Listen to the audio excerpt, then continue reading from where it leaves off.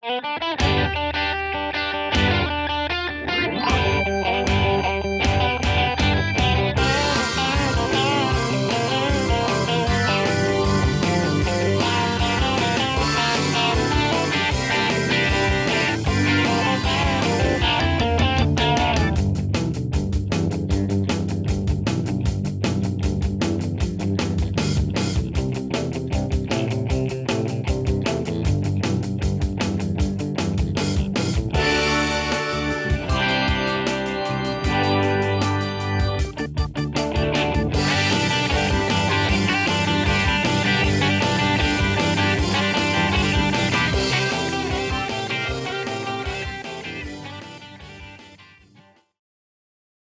morning, everybody.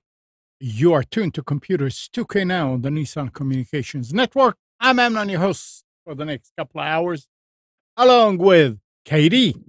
Good morning. Good morning. And Nick is here. Good morning. Good morning. Good morning. Good morning. I don't know why you're not switching it.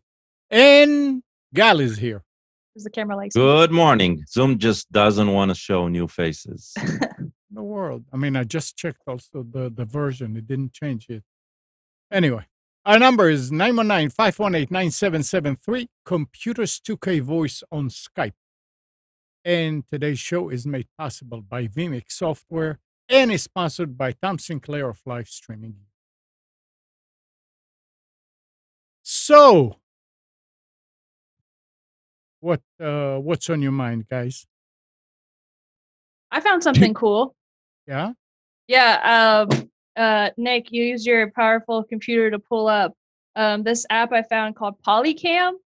It is a 3D scanning app, and you can scan objects, and it will take your pictures or videos or whatever and turn it into a 3D model. You get your first model's free, and then after that, it's just $7 a month. You have to make an account. That I don't know, but this is the app. Oh, and it's going to the camera mode. But here are the models that I've scanned. This is a little fake skull thing that I have as a table decoration, but I scanned it on my phone and it created a 3D model. And so you can upload it to Sketchfab. And Sketchfab is a 3D modeling website where you can download, save models or whatever. But it gives you options where you can download OBJ or STL files so you could 3D print it. And it's pretty cool. I mean, I'll go back and so I went and scanned some product models. This is just like a candle. It's easier to do small items at first to kind of get the feel for the app. But you could scan whole rooms and stuff like that, and I'm really impressed by it. So yeah, I subbed for just $7 a month to just scan a bunch of stuff and see if I could 3D print it. But it's called Polycam. So you can actually scan a person and make a little doll out of it. What do you call them? 3D scan. Yeah. No, what do you call those little dolls of celebrities? Action figure. Action figure. Well, the first reason they're not called a doll, but I mean, that's yeah. It's translating from Hebrew. Don't be that way. Yeah, but that was a super cool app. And then what people do is that on Sketchfab, you can sell your models. So you scan stuff around your house or whatever you find, and then you can upload the models to Sketchfab, and then you can sell them. Well, this might be an interesting question. I need to 3D print a little. I need to 3D print like a little tag. That just like a little tag that I will write something on. Mm-hmm. And there's not a model for what I'm looking for on Thingiverse. What's the best way to make something to 3D print? Well, is it using SketchUp and then exporting it as an STL? Are you only looking on Thingiverse? Because there's like a bazillion different 3D websites. That's the only one I've ever used. I'm open to alternatives. Yeah, actually Sketchfab, you can download free models too. If people upload them. I don't. Sketchfab. Yeah, SKETCHFAB. But I don't like their search engine. on their website. So what I end up doing is I'll go to Google and I'll type in Sketchfab and then the model I'm looking for. Google as the search. Yeah. Yeah, Google as a search because nothing could top Google. So Sketchfab is more 3D models than it is like things. Yeah, they're 3D models. Yeah. Gotcha. Now, if you wanted to make something, there are 3D software is Blender, but the Blender is like very complicated. So if you've got the time to learn it, sure.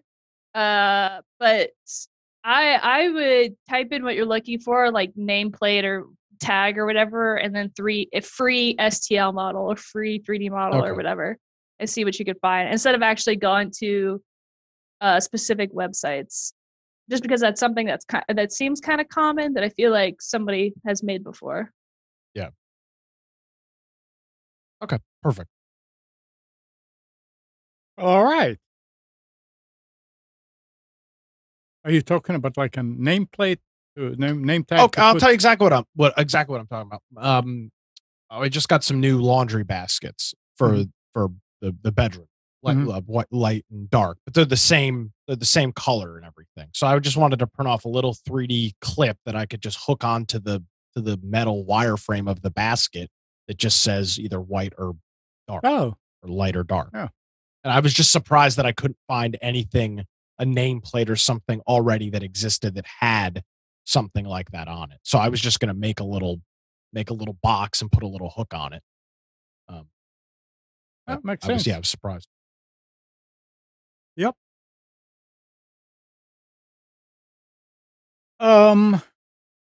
Let's see. I got a story for you. Okay, you go first. Well, it looks like Starlink might not all be might not be all that it's cracked up to be. As I'm not sure if anybody saw this, but they are now adding daytime data caps to their service.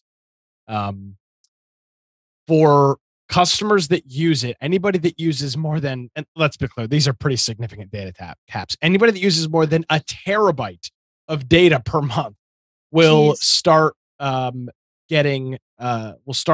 their data capped during the day for what they call priority access. So you get a terabyte worth of priority access during the day. And if you want more, you can buy it at 25 cents per gig, which, by the way, is incredibly affordable compared to like cell phone carriers who charge you. Wait, Nick. If you use more than a terabyte in any time of day, you get no. You can't use a terabyte in a day. It's if you use a terabyte throughout your no. period. Any time of the day. I mean, if you use it during the day and during the night, all month long. Amnon, you're not using a terabyte during a day. That's what I'm saying. This is it's a billing month that they're talking about. Right. No, what I'm saying is if you're using it and you're consuming your data during the day and during the night, not just during the day, right? Throughout the month.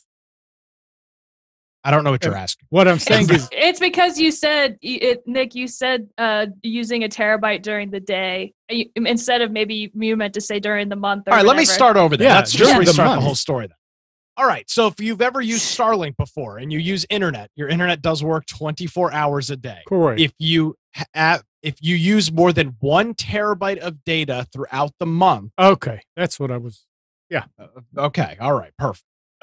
Then you're going to get a terabyte. Now, let me take it to the next step. What you said, you get a terabyte of a daytime after that. Amnon, you have.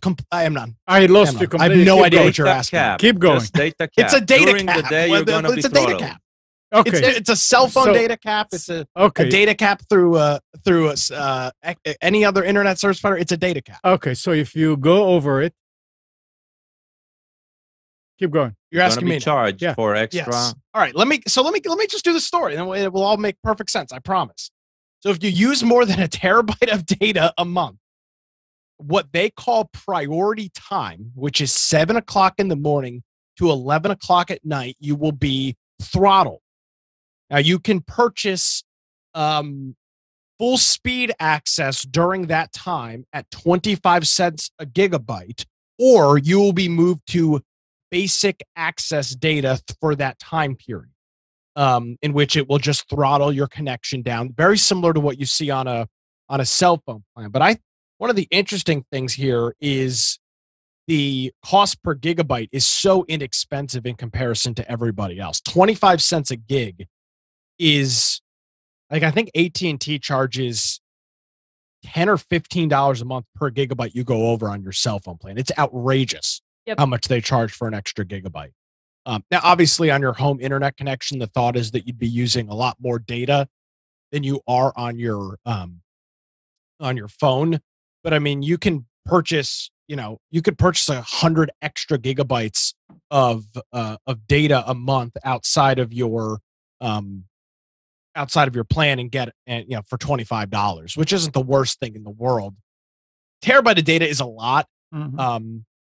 So, I'm not sure that this is that big of a deal, but I guess probably what's happening is that as Starlink is getting more and more customers, the network is being more and more congested because people are probably just burning up terabytes worth of data, torrenting and seeding and doing all of that stuff on Starlink because it has no data cap. Mm-hmm. So that's it might actually end up being a good thing for the regular consumer because it might get rid of some of the unnecessary traffic on the network. So do they mention what you're getting throttled to? No, they just call it basic access, and they say that it will be based on the network congestion. So I think it will fluctuate. So like, for example, if the network's really busy and you've gone over a terabyte, it'll probably be throttled really, really, really heavily. If you've gone over and the network's not that busy, you might get a little bit more speed. I think it all shifts dynamically based on what you're doing. I believe starts anyway at about 60 megabits, right? That's the tops that they have right now. 60. I'm not sure what the speed. The problem with Starlink, unlike a regular consumer internet connection, is that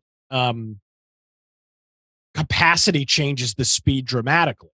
Mm-hmm. So the more and more users you have pulling from the same satellite, the slower and slower the speeds get. I've got, as I've mentioned before, I've got a buddy that lives over in Anger, which is over in Johnston County, and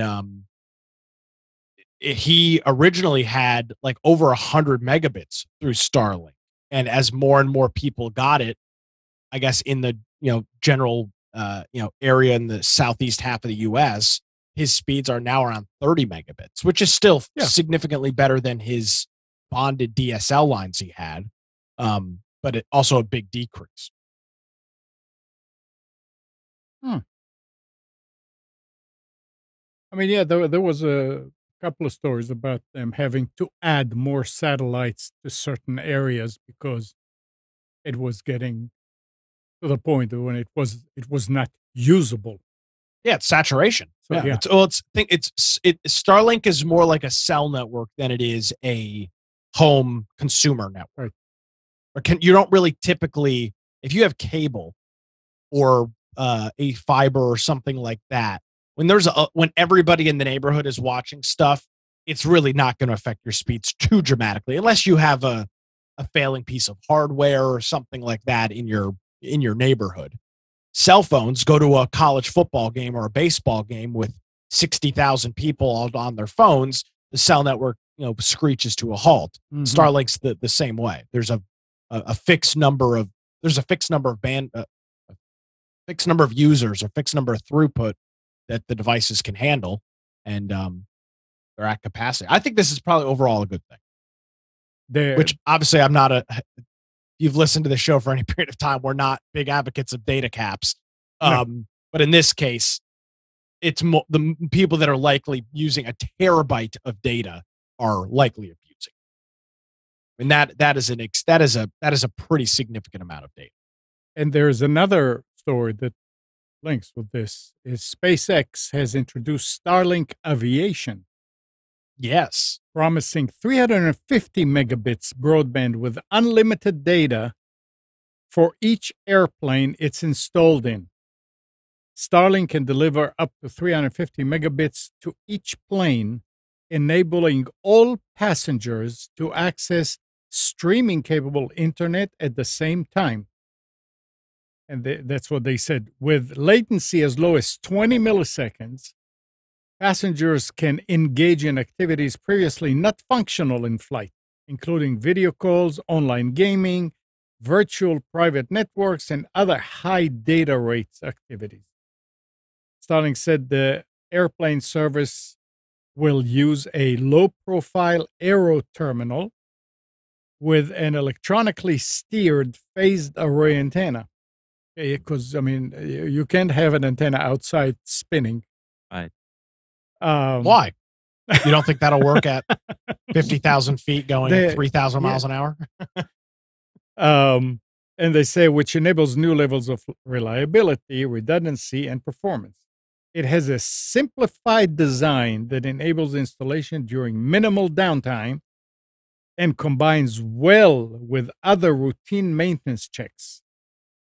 Now, they said that the service hardware also includes 2 wireless access points. The airlines will have a charge to have it installed. There is a one-time hardware cost of $150,000, not including installation. Is that per plane? Per plane, yeah. Yeah, that Holy doesn't sound Toledo. too expensive. Well, Yeah, that's not crazy. Oh, I mean, So, they're think going about to this. they're going to charge you. Yeah, but think about this, right? As an airline. Yeah. This can be a huge reduction in cost of other things.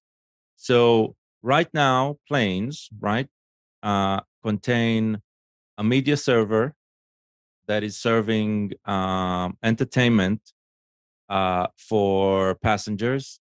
It might have, if it's an international one, a big one at least, then it also has a whole slew of screens, right, attached. This can reduce costs by kicking that media server completely out of the airplane, hosting everything inland, and having everything streamed via broadband over the air, right? Yeah, it'll save the So, money. Yeah.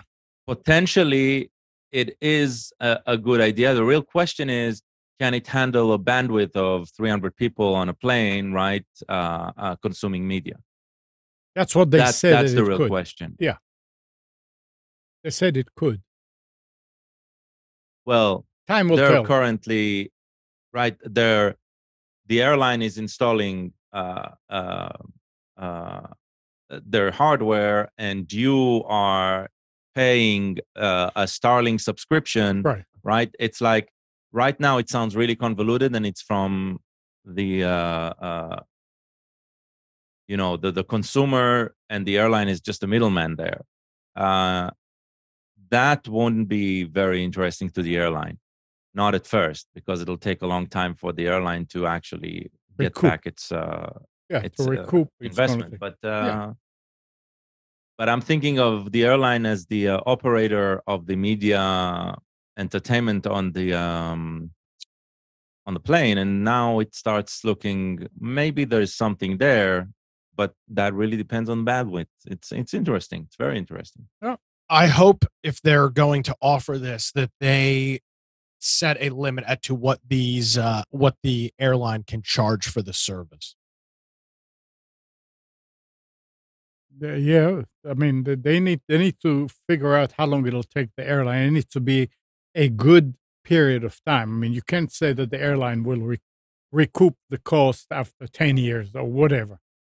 It needs Well, it to won't be 10 years. I mean, Yeah. $150,000 for the installation. I mean, and let's be clear. When we're talking about airplanes, we're talking about hundreds of millions of dollars, or Right. tens of millions of dollars for small planes, hundreds of millions of dollars for large planes. So these are Right. not this is not a cheap device that you're installed. This is that you're not taking a 1994 Toyota Corolla and strapping $150,000 internet signal to it. No. You're talking about a $80 million plane or a $180 million plane that you're strapping internet Yeah, connection to. we'll have So- to wait. But I and question see. is going to be cost, because right now Go Wi-Fi is the one that isn't it GoGo that is Go provides something, yeah. GoGo provides the connectivity on at least American and Delta. I'm not sure what everybody else uses.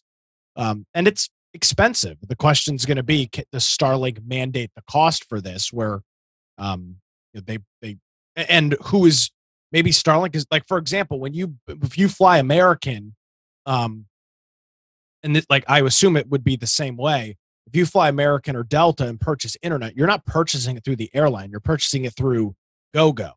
So if Starlink offers the same thing, then they get to set the price, and I would assume it will be relatively affordable, which would be nice. That would be great if you could get Wi-Fi on a plane for an hour and a half flight. It wasn't $25 or some exorbitant fee that it is right now. Oh, yeah. There's a lot of things to work out, and we'll just have to wait and see. After a few planes, a few airlines will get them. We'll hear how it works. So yeah, it would be interesting. All right. The Boeing 747 is a $450 million plane. So, I mean, I think that they can. That's a drop. A drop in the bucket. $150,000 is not really much of a, not really much of a cost there. Yeah, to go from New York to LA, it's probably more than that in gas for the fuel for the plane. Right, yeah. So, did the Twitter purchase happen last week or this week? Did we talk about it? Wait, I mean, we just mentioned. Yeah, we mentioned it. Okay. Elon bought it, but we don't know about the drama. Tell us the drama. I've seen all kinds of crazy stuff. They started rolling out the availability to, or not the availability, rolling out the paid verification for the platform. So eventually it will be paid to have the blue check mark on Twitter. It will cost you $8 a month. A lot of people are people with blue check marks on Twitter often are pompous a-holes. And it's kind of like a class. It's turned into essentially a class system, where, I've got a blue check mark. So this, that, and the other. Now the peasants, anybody with $8 a month can also get a blue check mark. And that's really pissed them off. But hold on. Is it anybody? I mean, the blue check mark criteria isn't going to change. It's just going to add the $8 a month. Yes, but I mean, like, for example, I could probably get a blue check mark now for $8 before I'm really not eligible for it. Technically I am, but I'm not. I don't meet the criteria for it. Who gets a blue check mark? I have only seen like celebrities and stuff. Yeah, well, that's the thing is it. That's what it originally used to be, but it's really deteriorated over the years, where it's been, do you work for a large enough company that has enough sway that can get you a blue check mark? It's TV, local TV people, people on news outlets and stuff like that. So it's a large platform, or it's a large base that has the blue check mark. Anybody that creates fake news. Well, no. Well, yeah, I mean, I guess so. So yeah, they're going to start charging $8 a month now for this, and I think that's actually a good thing. Twitter's trying to generate revenue. Their biggest problem, again, I go back to the only reason that they were for sale is because they could not generate revenue. And part of this $8 is not just you're not just getting the verification mark for $8. You're also getting access to Twitter Blue, which is their like subscription service, which has been out well longer, or well before that. And Blue gives you some additional access to the website. You get priority replies and mentions. You can post audio and video, longer form content, upload it via there. And you get some other additional benefits of being a Twitter Blue member. Think of it kind of like YouTube Premium in some ways. So that's what they're going to be doing as Elon tries to generate revenue for the company. Yep, he said he was going to do that. make money. That's a Is there beginning. is there any advantage? So I sell stuff online, my digital artwork and stuff. So if I get if I pay for this $8 a month, what am I getting out of it? Like, do I get access to more people to advertise my stuff? Like, No, okay. not particularly. If you were if you were a prominent brand, and you could upload some longer video and stuff like that, you might get some use. But for the general, and that's the cool thing about this, and it's kind of interesting to watch the outrage is for 98 or 99% of Twitter users. This is completely irrelevant because we don't have blue check marks. We're not verified Twitter account users. We're none of that stuff. So it really doesn't matter. But for everybody else, it's the end of the freaking world.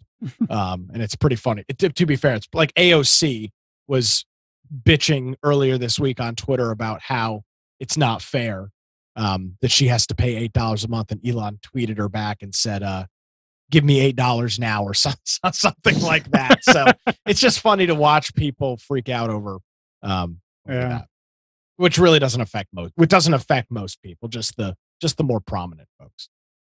It mostly affects those who actually make a living out of Twitter. Basically, no. See, I disagree. Taxed. Those people, the people that make a living out of Twitter, have no problem paying $8 a month for it. No, I know, but that's what it mostly affects, basically. Yeah. Right. So it's not those people that care though, because if your social media influence is what pays your bills, if you're a YouTuber or a Twitch streamer or something like that, $8 a month is no different than any other subscription you pay for. But if you're AOC or a politician that doesn't get any added benefit off of Twitter, and it's like, oh well, now I'm going to lose my blue check mark.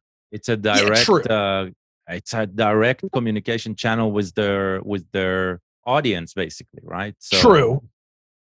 But for whatever reason, that is not. Well, you know what, Gal? If it's a direct link, which it is, and it's important to them, they should pay for it. Exactly. Well, here's the thing, though. They don't have to. They for example, didn't have to. The big concern is, oh, well, how am I going to know if an account is real or not? Like, for example, you take a politician, AOC, Trump, Ted Cruz, somebody that's prominent. How do I know when I see something on my timeline that it's really them? Well, in the past, you would see the blue check mark, and you'll continue to see that for people that choose that. But if they don't, Elon said that there will be a tag next to their name indicating that this is a verified account, or it's an account that is the real person. So there's going to be apparently a difference now between accounts that are verified as to who you are and then Twitter blue check marks, which originally was for verified accounts, but has now become less and less about that. Oh. I mean, yeah. I've seen some of the reactions. I don't use a lot of Twitter, so I mean, I give Twitter probably 3 minutes a week, right? So it's not as if I really care. Right. What I'm wondering is business wise, it makes sense. It's I don't have any qualms there. But is this the way to monetize Twitter? That's right. That's the big question. So yes, he's testing the water basically because he needs to see the numbers, right? He wants to see how this will affect. The real question from me is, will we see the results of this test, right? It's like, will he expose this or not? I mean, he's probably not really he's usually a very opaque business owner, even with his public companies, right? He doesn't share too much about their internals. So that's what's interesting here, I think. Follow. This morning, I mean, talking about Twitter, when I went and I tweeted about the show, I think it was on Gab. There was a picture of protesters walking, and they carried one of those banners, across the front that says, "F you, Elon Musk, Twitter employee something something." Like, but Twitter was spelled with one T. My favorite story of the week was actually over at Sky News, I think it was Sky. He laid off like 3,500 people from Twitter this week. Dramatically cutting their workforce. And Sky News, and you'll find this hilarious, ran this story about this poor Twitter employee that used to work there that was so beside himself, and so was Sky News, that this guy was terminated, and his laptop was wiped remotely. And they could not wrap their hands around the idea that a company terminating an employee virtually wiped their laptop. It was the most bizarre story I'd ever read. And it was like, you just couldn't believe it. And my data was wiped. Well, it's not your data. So yes, of course it was wiped. That's how it works when you get terminated from a company. Mm-hmm. It's their data. They will wipe it and take it. It's theirs. Wait. He's complaining that they left him the laptop? No, it was his. I guess so. Yeah, because he was complaining that the data was gone. Yeah. Let's see if I can find it. I was going to bookmark and I was like, this is just so stupid. There's not even any. No, that's interesting. So he got a company. Yeah, here it laptop. is. News. Yeah, here it is. Twitter employees laptop wiped and accounts locked as company considers laying off staff. Yeah, because what hold the on. person is going to do. That title says something completely different. We're not laying you off, but we don't know yet. No, he was laid off. Laid off or not? He was laid. Right, but the title is misleading. Yeah. Right, because the title says considering. A UK-based Twitter worker found himself locked out of his accounts this week. Yeah, well, he was terminated. Yeah, it was really quite the. I'll tell you where the problem is. If the only place he got the message that he's terminated is the corporate email, that's a problem. Yeah, that is technically a problem. So it was kind of interesting to see how, because now everybody's going after Elon, of course, and everybody's going after Twitter. You've got all these companies that are now pulling their advertising, which, by the way, wasn't working. So really brave step to pull your advertising that wasn't doing anything.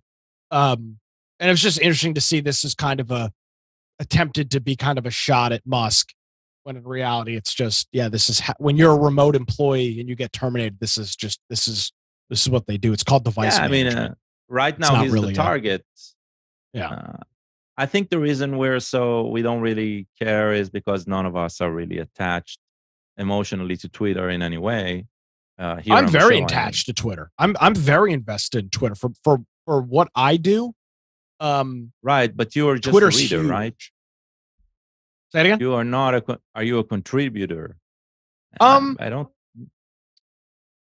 Yeah, I mean, I do a decent amount of tweeting. I am definitely I'm definitely in the probably 1 or 2% of Twitter users in terms of activity, because I'm just on it all the time. Simply because of news. It's like it is the best platform to get news. So I'm very invested into it. I'd hate to lose access to it. But it is what it is. So anyway, let's switch something here. And I wonder how they're going to solve this.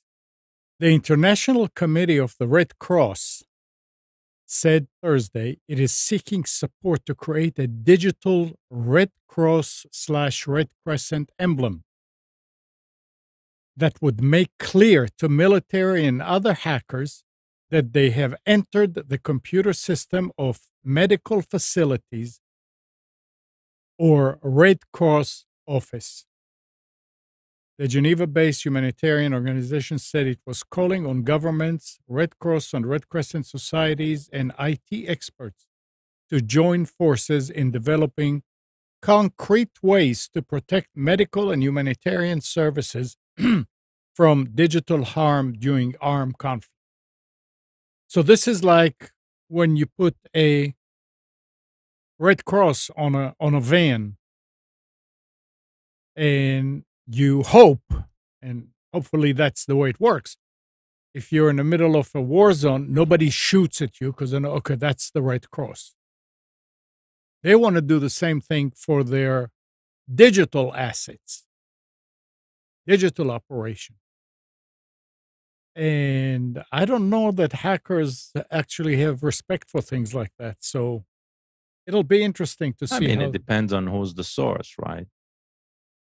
well, My problem is different. Anything digital, right?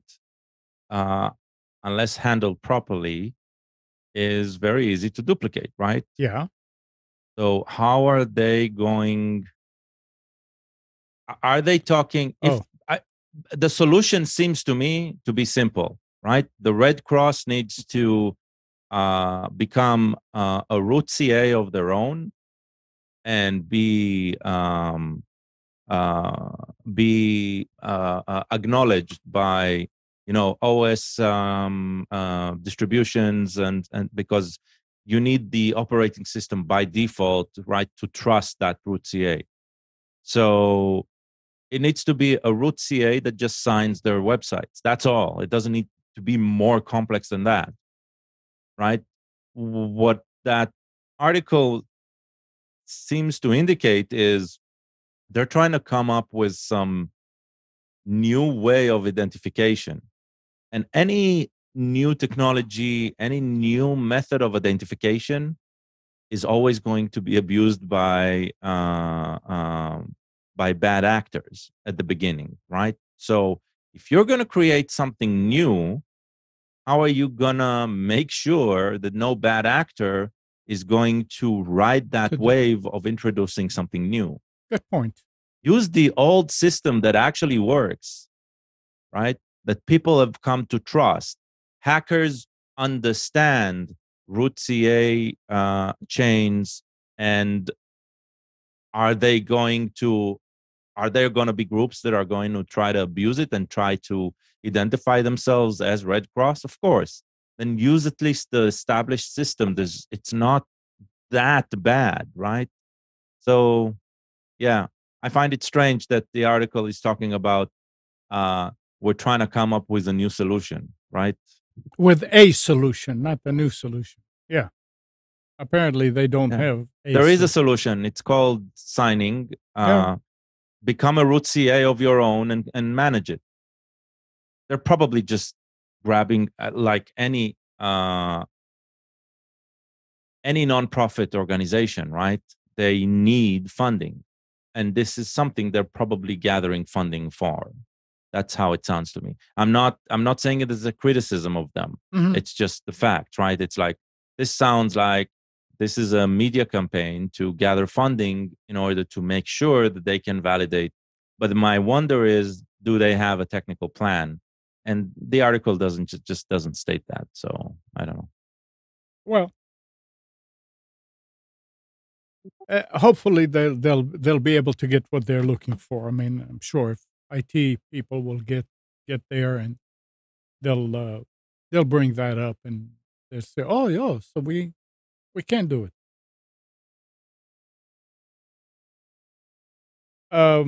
I haven't heard the name Ericsson in years. Oh, the whole cell phone company, Sony Ericsson. Ericsson subsidiary Vonage. I didn't hear about Vonage either in a long time.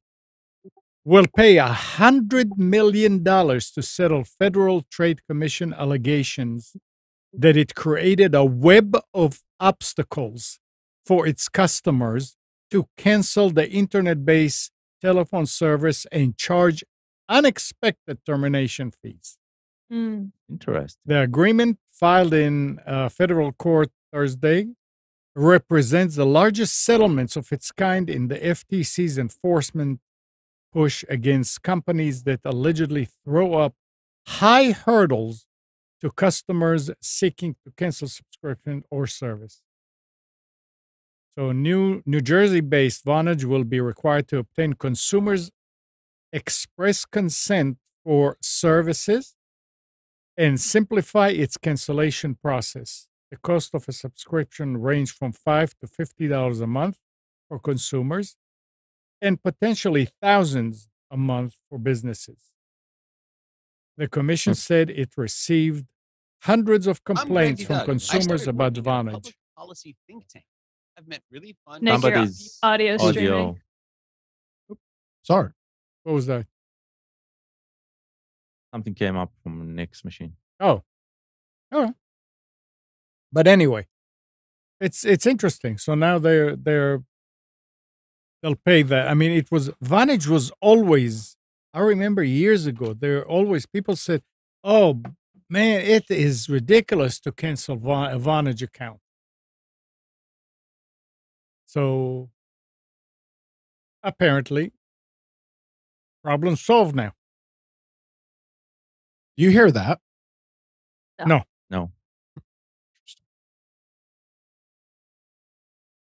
Thanks, Twitter. Scrolling through Twitter, auto-playing media. You got to get that blue check, then it won't happen. Yeah. So Nick, do we What's up? do we need to stream on Twitter?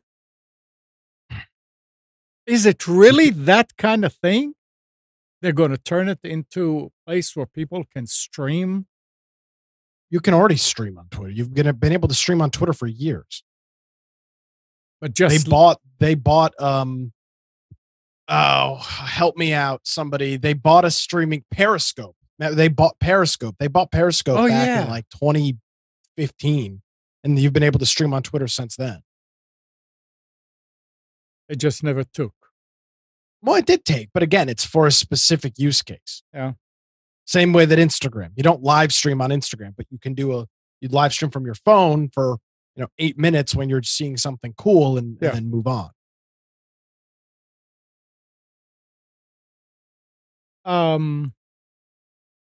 There was a story, but there. Spectrum. Charter has raised prices on Spectrum home internet service by $5 a month. Mm. A company spokesman confirmed to Ars Technica. Standalone broadband prices are rising to $79.99 a month for 300 megabits download speed. How Oh much? my gosh. $79.99. I guess From it was Spectrum? Yeah. When is this going into effect? It already did last week. Let me check my bill for this coming month. Because if that's the case, I'm totally canceling Spectrum and going back to AT&T. $99 a month for 500 megabits and $119.99 a month for 1 gigabit. Yeah, but hold on. Spectrum pricing is always based on where you are, because if there's competition, then they match the competition. So My bill is normally $65 a month for 400 megabits. That's what I pay. This is, and you've been there longer than 2 years with them. Because No. the first 2 years are cheaper. Well, that might have used to been the case. This was Okay. not. This is just what it costs. They're still advertising that for 2 years it's 44 something.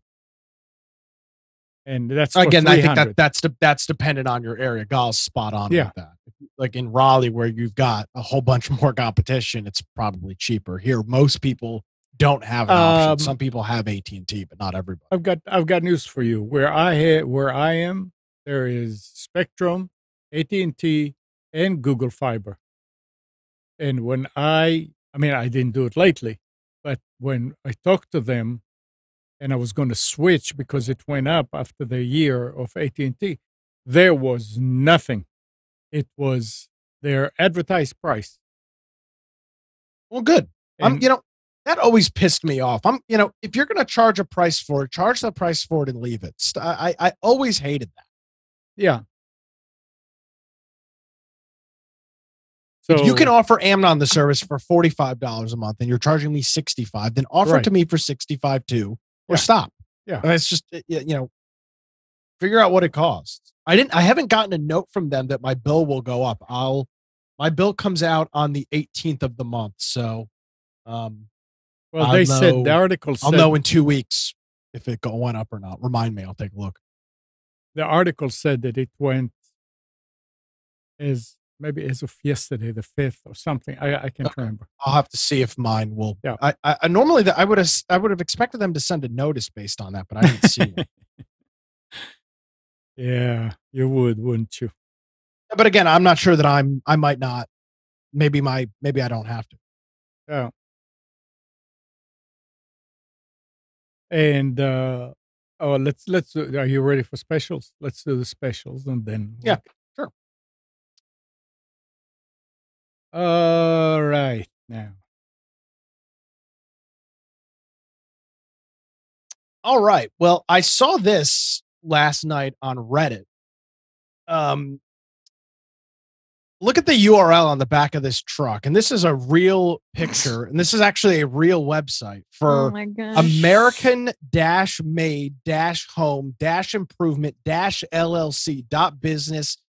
American-made-home-improvement-llc.business.site/.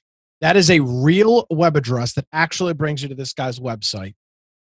So just to show you that, you know, And I guess- I would never go to business.site domain because I, I don't mean, know I anybody who wouldn't chooses it. plaster that on the back of my truck either. But I mean, I guess this guy obviously was not. I don't even know how you. I can't imagine nobody in this guy's life Hmm. thought, and I guess he just asked nobody for their opinion or help. But yeah, this is his real website. I bet you and this he- guy blames millennials for his business failing. well, if I had to guess, I'd assume this guy's probably been at it for 40 years, and this is the attempt of trying to get modernize. Yeah. But yeah, pretty And- interesting You know- URL. You know what's the for a sad business. part about it? That URL is a free service from Google. Really? Yes, it is. It is a Google site. It's part of Google Sites. Yeah. You know what's the sad? So- You know what's the sad thing? Is There's many parts of that are he's, sad. What, he's, what do he's you a Nor- determine he's a sad? North Carolina business. Is that what? Is that a 336? Yeah, Oh, I didn't that's realize. Greensboro and Oh, I didn't even realize. that. Roxborough. Okay. Oh, well, that makes it even better. Okay, cool. Well, then see, I did that on purpose. Yeah, perfect. So there you go. American Made Home Improvement. Check them out. American-made-home-improvement-llc.business.site. All right, let's Anyway. let's head on to specials here this morning. A nice eclectic mix of things here for this first show in November. Starting off here over at Costco, they've got an Acer Aspire Vero, not the Vivo, the Vero. This is their next lineup over the Vivo. It's a 14-inch laptop, a 12th gen GAL i5-1235U. Nice little processor there. So that's a 10-core processor, by the way. It's got Wi-Fi 6, 14-inch screen, Windows 10, 11. Comes with a 512 gigabyte PCIe solid state drive and 16 gigs of DDR4 RAM. This is a powerful computer. Yes. For $449. It's normally $700. There's a $250 manufacturer savings, and it's actually through the end of the month. So you've got 11/4 through 11/28. So if you're maybe do some research over the next week or two, if you're interested in a device like this, it's not a thin computer. It's a little bulky, but this is a powerhouse of a computer for $449 over at Costco. You can check that out over there. If you're in the market for building a computer, wink, wink, nod, nod, Amnon, Mhm. and you're looking for a new CPU, this AMD CPU is 50% off.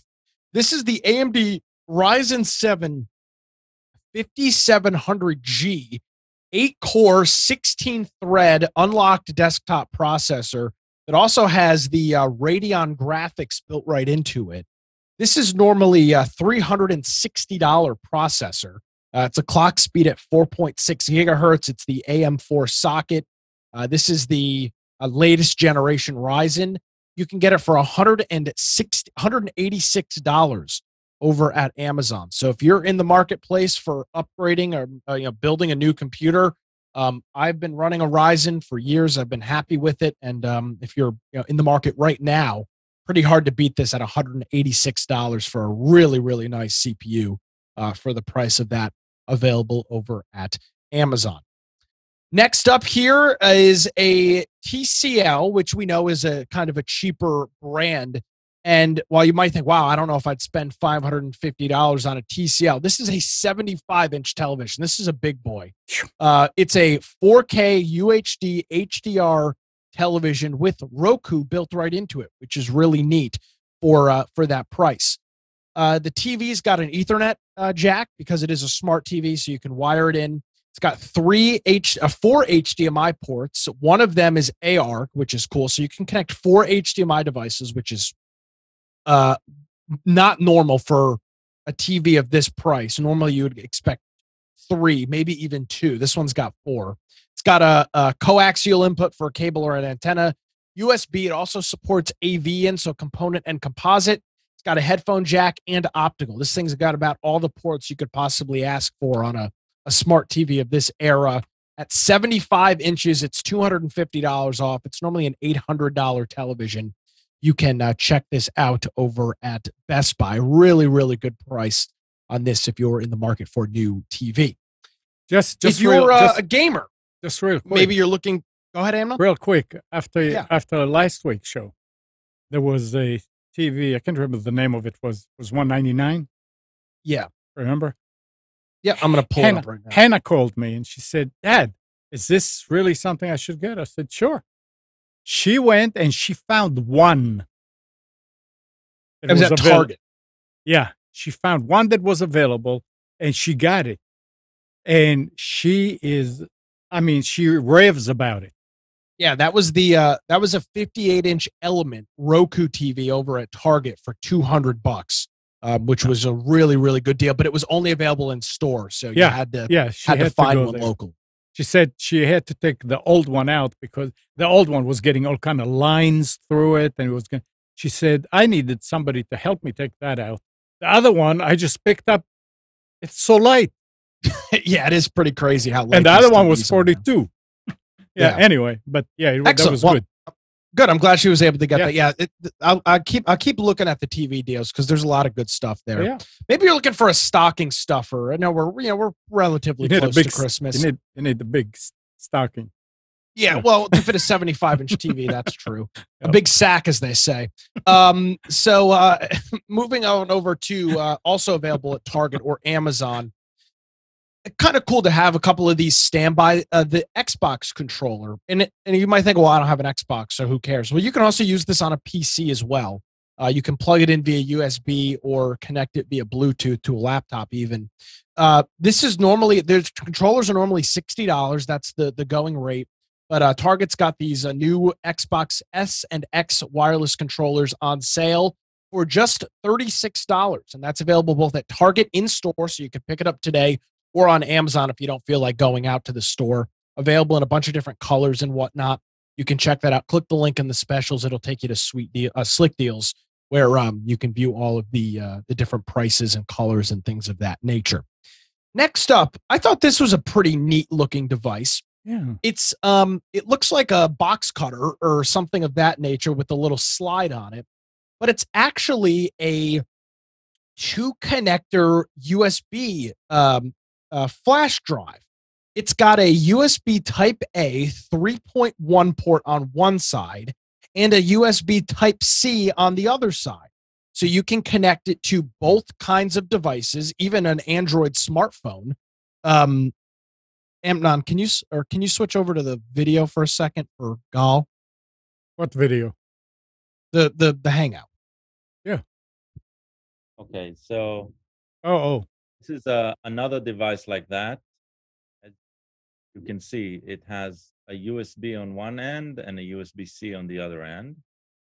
Mm-hmm. One specifically is either 64 or 128 gigs, and it's very small compared to the one. But this one was probably $30 or $40 back then. Yeah. This one So is this is a really cool device for this size. And you get the flexibility with it. If you have an Android phone, you can connect it to that. But even if not, a lot of new computers, especially higher end Windows laptops and some other devices, don't have USB Type A ports. They only have USB-C. So if that's the case, it's you're having to either carry around a dongle or something like that. Mhm. This device is normally $60. So this is 73% off over at Amazon. 128 gigabyte dual USB Type C or 3.1 drive for just $16.93. They sell them as low as 32 gigabytes all the way up to 256 gigabytes, but the best deal's there at 128, which you can get for it's a just SanDisk, $16. which is good quality of memory. So Yeah, SanDisk has always been kind of a leader in that space. So check that out there. Maybe you're looking at one of these newer televisions, unlike the one that we have in here that's got a bunch of HDMI ports. A lot of cheaper TVs do not, and that's you get what you pay for with that. So here's a device that's really nice for you. This is a Ugreen brand. They make a whole bunch of I think they just white label a bunch of products, but I have a couple of Ugreen style things, and they all work fine. You pay, you know what you get when you buy it. This is a 3-in-1 HDMI switch, but what makes this one unique, a lot of the cheap ones you see on Amazon are 1080p. This is a 4K device. So this will pass through 4K. I will note, though, limited to just 30 hertz. So if you're trying to connect something like an Xbox or a device that is high refresh rate, this will be your bottleneck there. But this supports 3 devices, and then it's got one output. It's got a remote that you can control via an IR blaster, or it's got a physical button on the front that you can tap to cycle through on it. Normally, this is $19 over at Amazon, but you can find it for just $13.50. There's a 10% coupon. You have to click on the page there. So check that out over at Amazon. Next up, didn't even know these devices existed till I saw it on Slick Deals last night. If you have an iPhone and you want to connect it to a speaker system at your house, you would traditionally use Bluetooth. But there are some problems with Bluetooth. For example, if you have a Bluetooth receiver, only one device can be connected to it at a time, and the pairing is kind of a pain in the ass. So here's an interesting device for you. Belkin makes this one. It's called the Soundform, and it's an AirPlay audio receiver. So instead of sending your audio to a speaker system via Bluetooth, you get this device. You power it via 5-volt USB, and you can connect audio via either 3.5 millimeter or optical audio output. And you now can turn any speaker system, any speakers at all, into an AirPlay device. And now, obviously, AirPlay supports audio and video. This is just an audio receiver. But now it's a lot easier to cast audio to a device using AirPlay, multiple devices to AirPlay, than it is to Bluetooth. This is normally a $100 adapter. So significantly more expensive than a Bluetooth dongle. And it's on sale for just $60.51. So if you're familiar with AirPlaying, or you'd rather use AirPlay than Bluetooth, or for whatever reason you want to have multiple devices connected, that's one of the cool things with AirPlay is you can cast to more than one device at a time. You can check this device out. It supports 16-bit 44.1 kilohertz audio with that. And again, you can connect it via analog or optical, depending on your speaker system. So check that out over at Amazon. Next up, Katie, since you just bought a new house, you definitely need to run Ethernet to every single room in your house. So here is 500 feet of Cat6e cabling. Now, this is unshielded twisted pair, so you're going to want to use this indoor. And you're probably going to want to be mindful of how long you run your runs are based on it. But this is normally a $107 box of cable. You can get it for $75.60 over at Woot, which is an Amazon company. Wow. So check that out over there. If you're looking for a project, I'm sure you've got nothing else to do. Just run Ethernet through to put your bathroom, kitchen, closets. You need Ethernet. It's funny because I went out and bought an Ethernet cable, and now I have a black cable that runs from the box to my office. So, well, there you go. I've got a comment on that after specials. Next up here is a WD Black.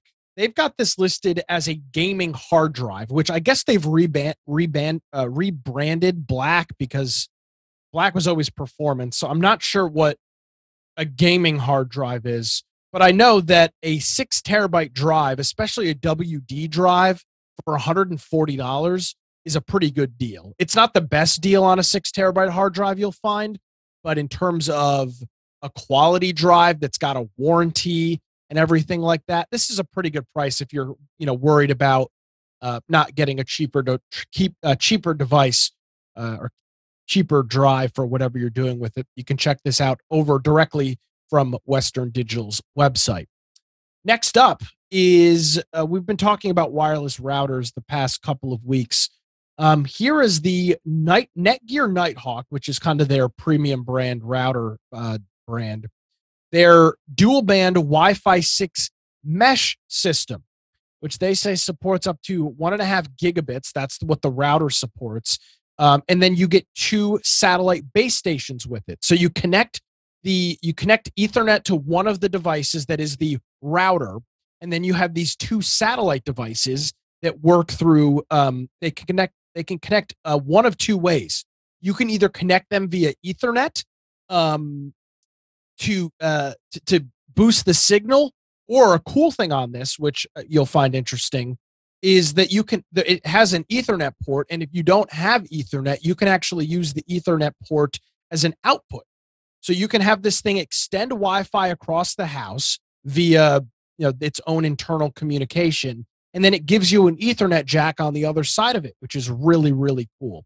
So you can check this out over at Walmart. This is normally a $200 router and mesh system, but you can get all 3 of these units for just $99. You're saving 50% on that. They say you can cover upwards of 4,500 square feet with this device from Netgear. Not to mention that you put eggs in it. Too. Say it again? Not to mention that you can store eggs and put it in a refrigerator, it looks like. Keep going. Yeah. The shape. Yeah, I guess so. Finally, 2 final things here. First, if you're buying one of these cheap televisions and it's not a smart TV, a cheap way to turn your cheaper TV into a smart TV. I prefer Roku. I know some folks prefer Amazon and Apple TV. I'm a big Roku fan. Here's their Streaming Stick 4K. It's not the highest powered device, but if you're not a freak and you're not needing the highest performance, and you're not going to be frustrated by a little bit of latency here and there, this is a great device for just $24. You can check it out over at Amazon. It supports 4K, HDR, Dolby Vision. It's the whole thing, and it's a stick. So you just plug it into an HDMI port and then power it via either the USB on your television if it's got one, or through a little 5-volt wall adapter that you can plug into any regular power strip. And then finally, if you're looking to get into the phenomenal hobby of soldering, here is a Weller, which is kind of the one of the go-to brands, but this is their very cheap knockoff version Weller. This is the Weller 40-watt soldering station. It's normally $54. You'll find it for just $29 available over at Walmart. Actually, you buy it online. It's not available in store. But if you're looking to get into soldering, this isn't a bad little device to get into it with. You'll find this over at Walmart. Quick note, I did see a couple of other really cool items on specials this week, but thanks to Gall for this plugin called Fake Spot. There were a couple of products that seemed like really interesting devices at good prices, but had really, really bad Fake Spot reviews. So that kind of tipped me off to not including a couple of those things, because either the seller did not seem reputable, or there was something wrong with the product description. So Just be advised if you're, especially Slick Deals. You know, a lot of people assume that everything on Slick Deals is a good deal, and most of it is. But a lot of people just post links, and they're not doing it maliciously. But it can be not a fraudulent seller, but not a reputable seller that has some other problems. So just be advised of that. All right. Well, thank you, Nick. Yeah. Cool stuff approaching. Let's see. Black Friday will be what? 2 weeks? Yeah. Oh, yeah, everybody is already having Black Friday sales. Yeah, you're right. Yeah. But yeah, so I would expect some pretty good specials coming up. Yep. Let me put that here. I put a link in the chat, and this is about. I mean, it's huh? I don't. Oh, there it is. This is Malwarebytes. It says reputable security company Malwarebytes is providing a free service whereby users can check their email addresses to see if they have been compromised. It seems Malwarebytes is utilizing the Have I Been Pawned service to perform the security check.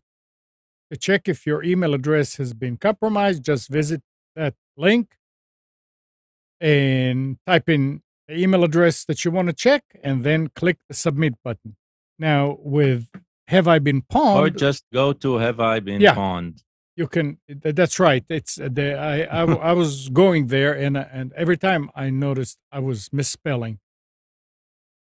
So, but when you go to the one on Malwarebytes and you click submit, it says a report will be emailed to you. Yeah, and I just did it. It took some time. No. But you can do that with Have I Been Pawned as well. I understand, but with what Have I Been Pawned, gave you the results right there and then on the screen, right away, right? Which was nice. I mean, I said, okay, how long is it going to take it? It took some time. Let's be clear. Yeah. Right. The difference is you are giving your email to Malwarebytes, and they are going to add you to their mailing list. They already have it. Yeah.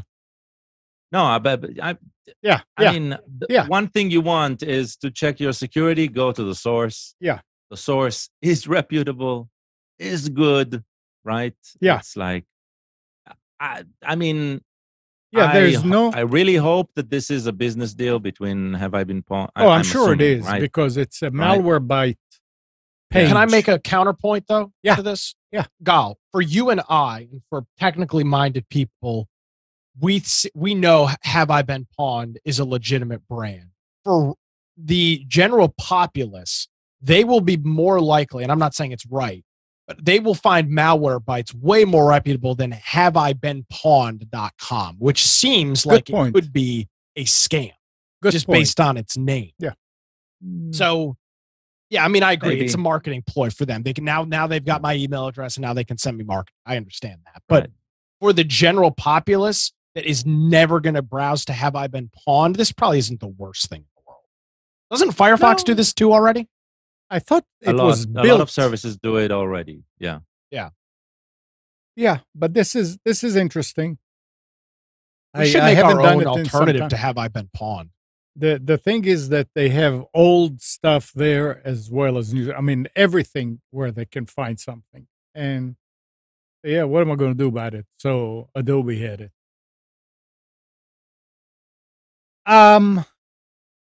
We were talking about Signal again. So here is encrypted messaging app Signal will soon have a quote unquote stories feature with video, pictures, or text that disappears after 24 hours. I remember they were very resistant of the idea in the first place. There's no status, by the way. So, yeah, interesting. Signal, often used by journalists, activists, and privacy-minded individuals, plan to roll out the feature on Monday, tomorrow. Oh boy. The nonprofit's president Meredith Whitaker told Axios at the Web Summit in Lisbon that she said that on last week. She told them Monday. Signal has been beta testing the feature since last month. User updates that last on profile for 24 hours, often called stories, are something popularized by Snapchat and Instagram, both companies with targeted advertising based business models who also monetize the feature, something Signal is opposed to. The short answer is that people want stories, Whitaker told Axios, and they're rolling it out as such a feature. Yeah, I mean, I don't see any problem with it. The real problem, I mean, we'll see where it goes. It's not. One thing I have a problem with stories in other platforms Yeah. is there isn't, other than just disabling the notification, there isn't a way of switching off that feature. I don't want that to be part of the screen real estate, right?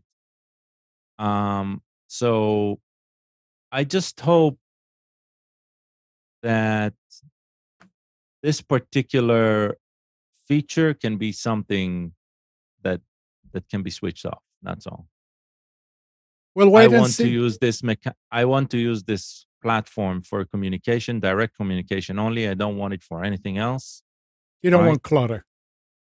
Yeah, exactly. I don't want clutter. Yeah. I'm okay with it adding any feature that users are going to use, as long as I can choose which one I'm going to use, right? So makes sense. Yeah. Makes sense. Absolutely. Speaking of, and it's not Signal, but WhatsApp. I know, I don't think you don't watch television a lot. They have been Facebook has been advertising WhatsApp a lot, especially during football. They've got an ad running. It's actually pretty interesting. It's a bunch of people going to like the post office or like UPS, and the people are like, "Hey, I need to mail this letter," and the guy goes, "Oh, well, we're just going to put it on this carrier pigeon." And they're like, "Oh, we need to mail this important document." He's like, "Oh, we're just going to put it on this bird." And people are like, "Oh my, what? Well, that's crazy." And he's like, "Well, you think that's crazy? Well, if you send your text messages, it's unencrypted, and it's a WhatsApp ad." So it's interesting to see that they're, it's here in the U.S. It's obviously not anywhere near as popular as it is across the rest of the world. Right. But interesting to see how Facebook is marketing the encrypted nature of it, which I guess that means more and more people are worried about privacy than they have been in the past, which is a good thing. Yeah, I would agree. Yeah. Let's see what else is. Oh, here is something. I think we touched it last week. Much of the Windows world has yet to adopt Microsoft's latest desktop operating system more than a year after it launched. According to figures for October collated by StatCounter, just 15.44% of PCs across the globe have installed Windows 11, meaning it gained 1.83% point in a month. This compares to the 71.29% running Windows 10, which fell originally from 71.88% in September. Windows 7 is still hanging on with a tenuous grip, a third place with 9.61%. Windows 8.1 in fourth. Plain old Windows 8 with 0.69%. Good. And bless its heart. Windows XP with 0.39% because of your extended family. In total, Windows has almost... How much Windows XP? 0.39. That's a little... I thought it'll be more. No, I changed one of mine. That's what happened. Windows has almost 76% of the global desktop OS market, followed by OS X with 15.7% and Linux with 2.6%. Android comprised 42.37% of total operating system market share, with Windows trailing on 30.11%, iOS on 17.6%, OS X on 6.2%, and Linux on 1.04%. I guess they're talking about cell phones. I can't believe that iOS is running like third. That doesn't make sense, does it? I don't know. Windows, Android is 42, and then Windows 30.11. They're still Windows-based cell phones? I thought they died. I don't know. Anyway. I mean, Yeah. there are tablets. There's Surface, right? So I didn't even know Windows had a phone. They used to. There was a Windows phone. That's what they used to call it. It was a Nokia or Oh my gosh. something like that. Yeah. Talking about monopoly and things like that. New EU game? rules. Are you the thimble? The thimble? No. Oh. Oh, you have a story, something about the thimble? Well, no, you're talking about Monopoly. My favorite character. Monopoly. The EU rules, new EU rules, came into force today, last week, that could compel Apple to let users access third-party app stores and permit app sideloading on iPhones and iPads, among other sweeping changes designed to make the digital sector fairer and more competitive. MacRumors reports that under the Digital Markets Act, DMA, which is in the EU, the rules will apply to tech giants that meet its gatekeeper criteria and force them to open up their various services and platforms to other companies and developers. Apple is almost certain to be classified as a gatekeeper due to the size of its annual turnover in the EU, its ownership and operation of platforms with large number of active users, and its entrenched and durable position due to how long it has met these criteria, and will therefore be subject to the rules set out in the DMA. So it seems like in Europe, and if it's going to happen in Europe, it's not going to be too long before it comes here too, probably. But they're going to force them into doing this. It'll be interesting what Apple is going to say about this and how they're going to justify, no, you can only load apps into an iPhone or iPads from the App Store after this happens. The only thing that I hate about that story is that it's not us that is paving the road. It's the EU that's paving the road. But if that's the way it is, somebody in the chat was saying about TikTok that we must boycott TikTok, Chinese communist-controlled site. Lex says that. Water is wet and the sky is blue. What else? I mean, really? That's not. but Trump it's mentioned- so Trump- good. Trump mentioned that years ago. Yeah, And oh, yeah. everybody, That's right. everybody said he was out of his mind for it, and he Yep. was crazy and stupid and bigoted. Yeah. Now, Look, now I'm all now for every- boycotting TikTok, but let's also boycott Twitter and YouTube and all of. whoa, these whoa, services. hold on. Why are we Uh, attacking Elon Musk now? What is No, this? not just Elon Musk. Any, they're all against us as individuals. They're not doing anything. I mean, they are giving us something, right? They're giving us entertainment, a lot of entertainment, freedom of access to a lot of stuff, right? But let's be clear, we are the product, right? So, yeah, I don't see Yeah.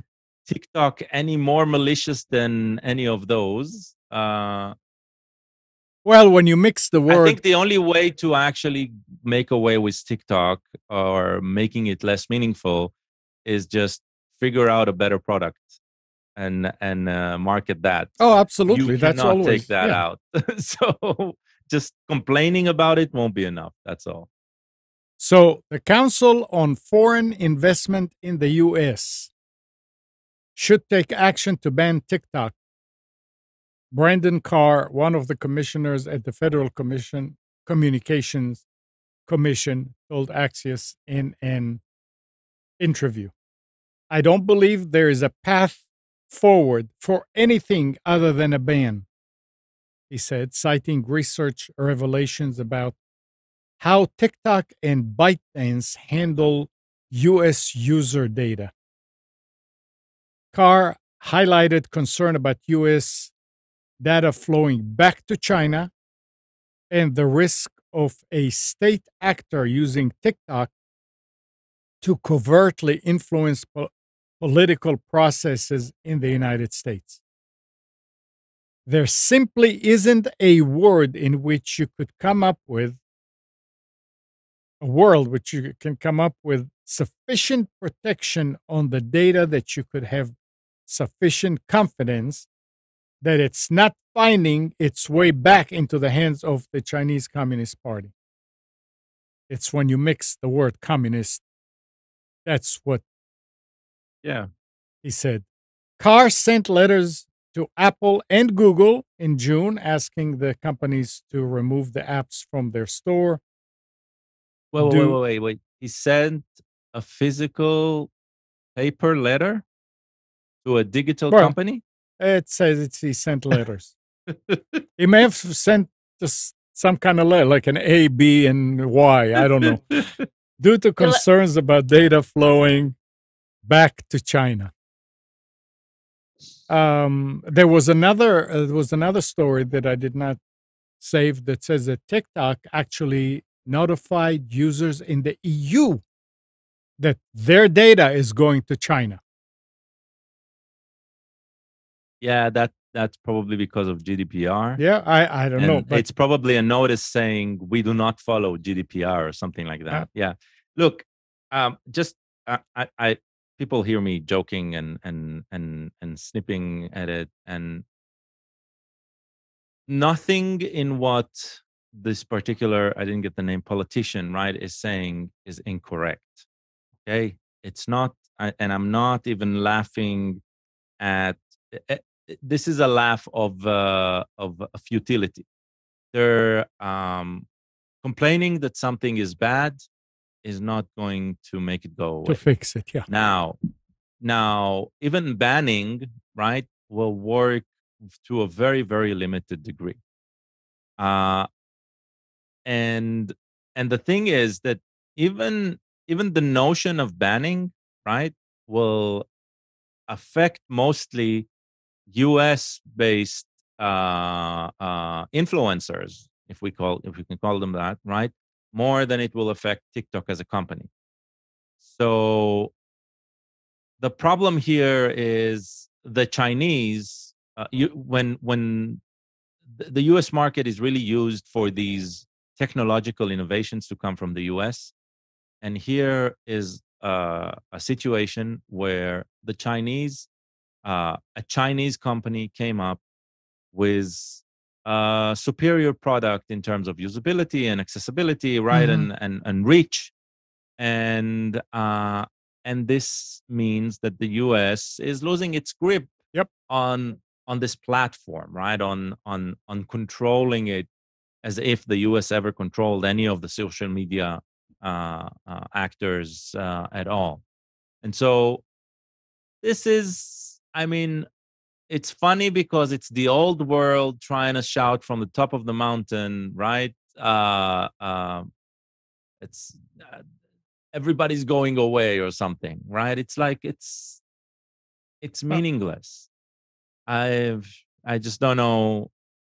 The only way to actually take on TikTok is to figure out a better platform that everybody will be hooked up on, and that will be just as worth. So it's not going anywhere. But the thing is that all these mentioning it and sending letters and making statements and all that, it brings up a conversation. And the more people talk about it and talk about it in a negative way, I mean, parents and kids, I mean, look, I don't care if this is not true. Let's say that it's not true. If what is not true, if that the- they if the are fact gathering that- information about their users, yes, no, 100% true. Wait a second. Even if it's not true, if it was just a scheme to give an American company better chance. If I have kids that use TikTok, I would try to talk them out of using it just in case. So I this would is not. so well. No, what I'm saying is I would not. Okay, I What- would say take on the application, right? Start using it, and you'll start to understand what is being gathered and what is being done, right? And the only thing you can do, you cannot stop. It's like you cannot stop a child that, I don't know, started smoking at 15. You cannot stop him from smoking. It doesn't matter how. Why do you have to make cancerous this and harsh personal? stuff- I don't understand why you have to make this personal, Bill. You can't stop behavior just because as a parent or as a grown-up or as the previous generation you think that the new behavior is bad. That never worked ever, right? So the only wouldn't way say is that. to educate on how does it work and educate what you are exposing and what is the price and why. And so that will make the platform less effective in manipulating you. Okay, all right, fine. You know what? I'll say something, and that'll be the last thing about it. If you have a 6, 7, 8, 9-year-old kid or kids, fine. Sit with them and explain to them what's going on. Right? That's what you were saying. Correct? If you have a 5, 6, 7, 8 Yeah. kid, Yeah. right, and you leave them unattended with Right. electronics, Correct. right? It's bad. Anything Yeah. doesn't matter. But you say right? And you do explain- not know what they're consuming. That's on you. Or correct. But why would you explain to them that TikTok may be a problem and they need to experience it? Why would No, you? look? Why? at that- Wait, at wait, that wait, age- wait. No. But look, you're mixing two things, right? If you're talking about an age where you cannot have a conversation, I'm not talking about you an are the age. person who I'm- actually created the account and allowed them to log in. Forget about the kids. Right. Forget about the kids. If you did not hear people talk about that TikTok is bad, you wouldn't even know to talk to your kids to tell them to judge for themselves because you wouldn't Yeah, know but the anything problem about it. isn't TikTok. That's That's it. what I'm trying to say. What, The wait, problem wait. is not just Can we TikTok. It's all of the platforms. Back up Yeah. a second. What makes TikTok bad? Oh, I use TikTok, yeah. and I understand that like don't give the Chinese government our information, but all of these apps that are made in the U.S. they take our Good point. information. Good so point. Exactly. what's the difference Good that another point. government has it? And then not only that, but like before TikTok, there was Vine. Vine came before TikTok, and that failed, and so that died. And so TikTok is like Gal said, is a better For the application. record, Vine ahead. did not fail. Twitter shut it down. And Elon Musk said he's going to bring it back. Oh, see, I didn't know that. Okay, I liked Vine, and Do it for the Vine, Katie. do it for the Vine. Yeah. Honestly, Anyway. this vendetta against TikTok is it's the same that everybody should have for all of the apps because they're all collecting data. Correct. The problem is, and the difference that is being made here is that you've got our government collecting, which is just as bad, versus the Chinese Communist Party collecting it, and that's where the problem is for people. At least myself. That's where I draw the. Yeah. That's all. Yeah, I mean, anybody collecting stuff about other people, I mean, it's nah. But yeah, that's what I was saying, that the word communist in there is what makes Well, the I mean, difference. it's pretty Just a clear that. trigger. Well, it's not even just a trigger, but I think it's been made pretty clear over the last couple of years that, at least from a technological standpoint, I mean, China has got their sights set on the U.S. and rightfully so. We're their biggest threat to them. They're their biggest threat to us. Yep.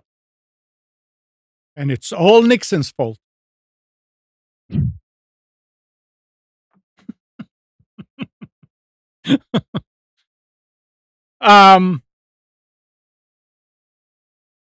Amazon again. Amazon announced a new benefit for its Prime members, which could lure some subscribers away from other music services like Apple Music or Spotify. I'm listening. The company said it will now offer Prime subscribers a full music catalog with 100 million songs instead of the previously more limited selection of just 2 million songs. And All right. So I guess they did away with what did they call it? Prime Music? Amazon Prime Music Plus Yeah. or whatever they called Yeah. it. Yeah. Or unlimited or something like that. Yeah, unlimited. No, you're right. That's what And it's called. they will make most of the top podcasts on its service available without ads. In Well- addition, the Amazon Music app is getting a revamp, which includes a new podcast previews feature that will allow customers to listen to short clips as a way to discover new podcasts they may like.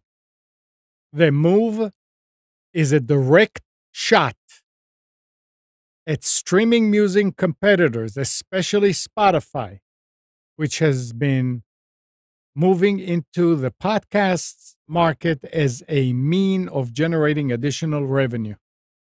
But Spotify's paying subscriber base is growing frustrated with the fact that they still have to listen to podcast ads despite paying for the service.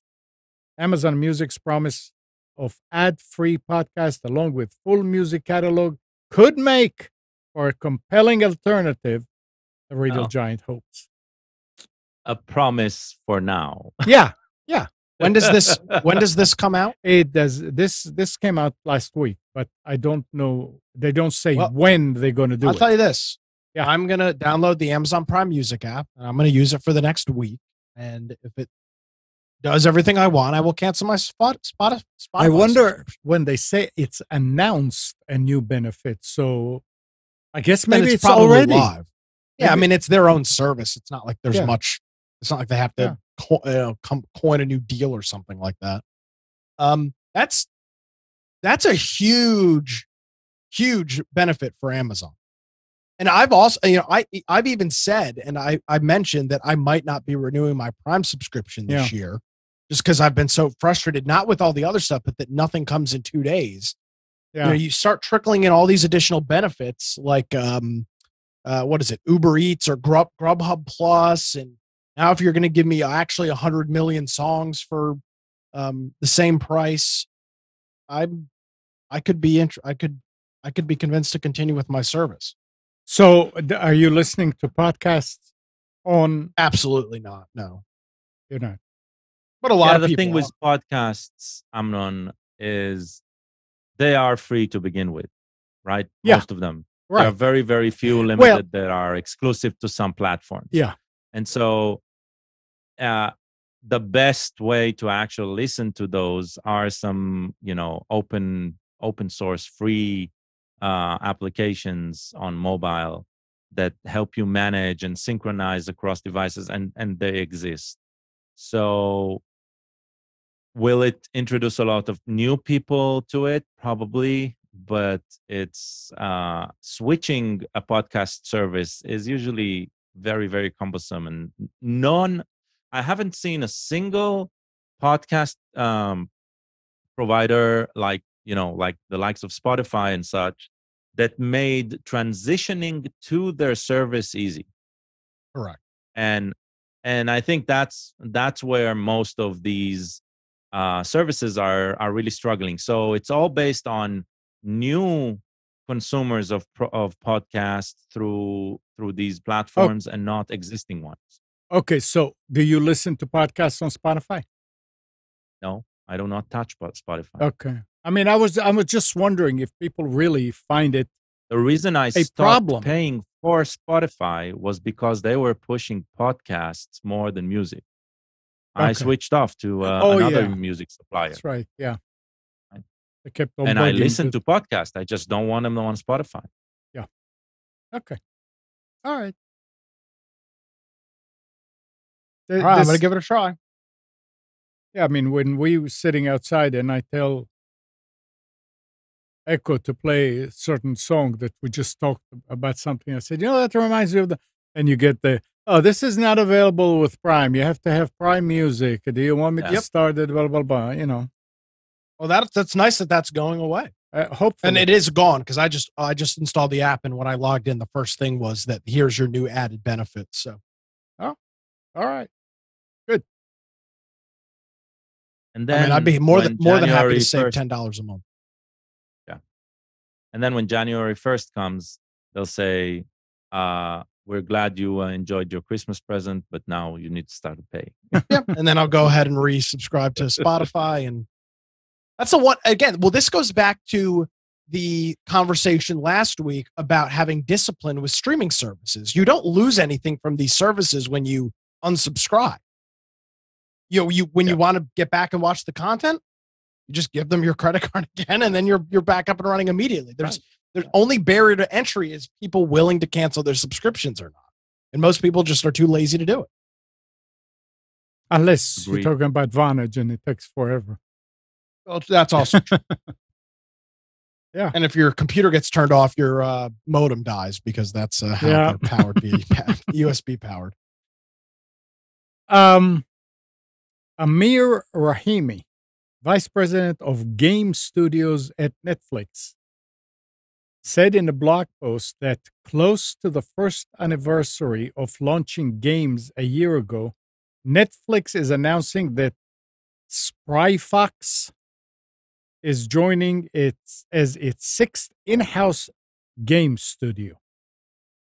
Spryfox is an award-winning independent studio focused on cozy, original games.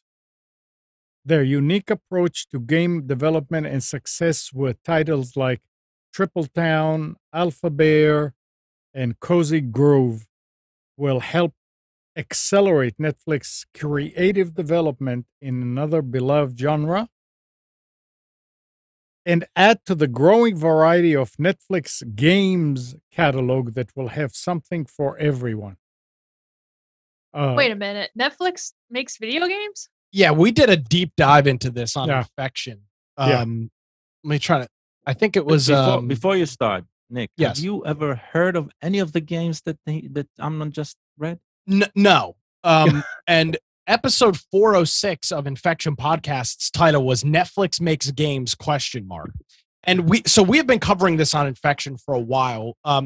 What they've essentially done, especially with their more popular, and by the way, they have a shit ton of these games. If you go to the App Store and search Netflix for the publisher, you'll see they've got a whole boatload of these games. And you'll see like the popular ones are like not Walking Dead, Stranger Things. They're essentially top-down 8-bit kind of point-and-click games that they just reskin for different shows and things like that. The interesting thing about them is that nobody plays them. And that's not just my thought or my opinion, but you can look at the Apple, like specifically on the App Store, it'll show you how many downloads the app has and stuff like that. And these things are like bottom 250 games. So nobody's playing them. But Netflix has been making these games now for literally a year. And nobody even knows they exist. Netflix has not promoted them in any way, shape, or form. It's crazy to me. I don't know why they're doing this. It makes zero sense. This is the first time I'm hearing about it too. Exactly. It makes no sense. They don't even their tax report.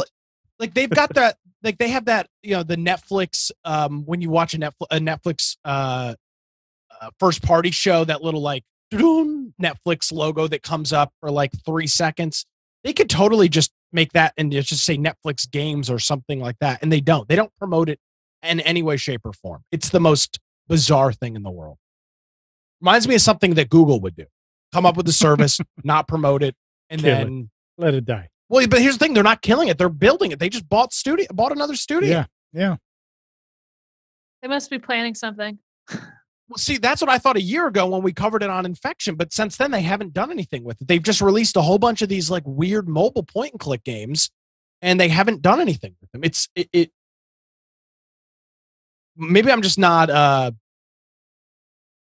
I guess I'm just not maybe I'm just not smart enough. I Wow. don't know. Maybe I'm missing the bigger picture. It doesn't seem to make sense. Well, wait and see what they do. They're just not giving up, maybe. I All right. guess, but it's LinkedIn is rolling out new features to combat a surge in AI generated bot accounts. This is coming from Krebs on security. Many LinkedIn profiles now display a creation date, and the company is expanding its domain validation offering, which allows users to publicly confirm that they can reply to emails at the domain of their stated current employer. It says LinkedIn knew about this profile section, which is visible by clicking the More button at the top of a profile, includes the year the account was created, the last time the profile information was updated, and an indication of how and whether an account has been verified. LinkedIn also said it is adding a warning to some LinkedIn messages that include high-risk content or that try to entice the user into taking the conversation to another platform like WeChat. We may warn you about messages that ask you to take the conversation to another platform because that can be a sign of a scam. These warnings will also give you the choice to report the content without letting the sender know. I don't know if LinkedIn is looking at what was going on with Twitter and Musk when they were talking about all the bot accounts and what kind of turmoil it brought, and maybe they're trying to combat that. But it's interesting. It's stuff that you would think was there to begin with.